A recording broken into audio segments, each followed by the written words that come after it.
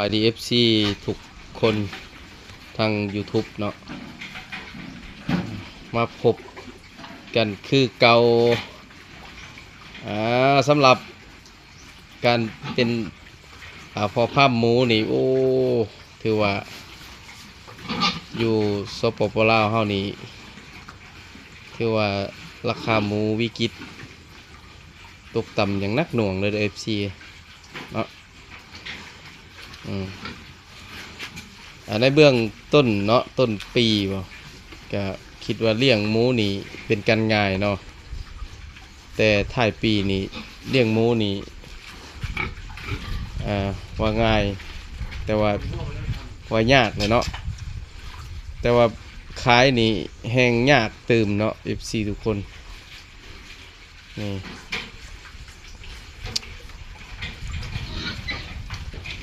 ราคากับโบสูงเด้อ FC เด้อในช่วงนี้เนาะได้ตั้งแต่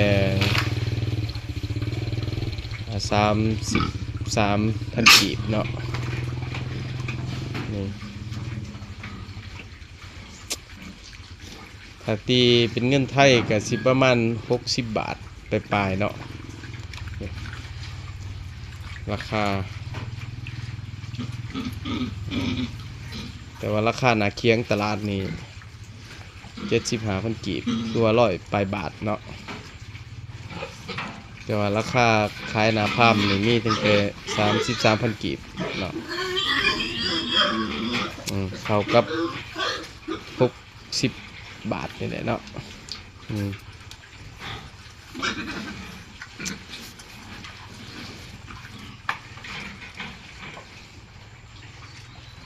คือตอนนี้อดอาหารเนาะอดอาหารเพราะว่าพ่อค้าจะเข้ามาเบิ่งเนาะเราต้องได้อดอาหารในเพิ่นนี่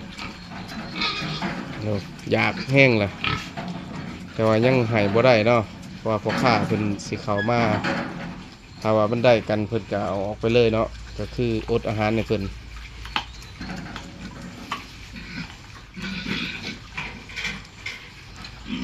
คือคอกนี้ฮะก็ได้ออก6 โตเนาะคอกนะสำหรับมื้อนี้นะถ้า FC คนใดสนใจเนาะที่อยู่ในผังสปปลาวเฮาติดต่อได้เนาะ3 คอกเนาะมันจะมีตัวนี้คอก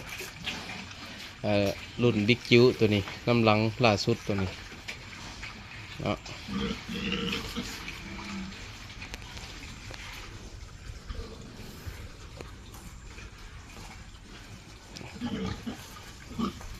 นี่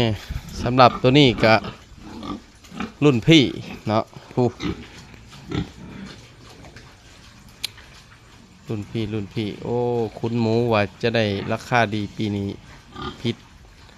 เป้าหมายเนาะรุดขาดไม้เลยปีนี้คือคอกนี่2 คอกนี่ตกอยู่30 ปลายโตเนาะยังอยู่โอ้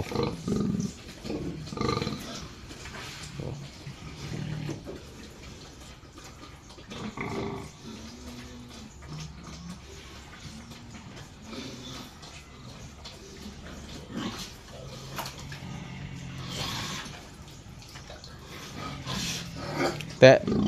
140-150เลยคอกนี่140-150 โลนี่หมุนปึ้งเลย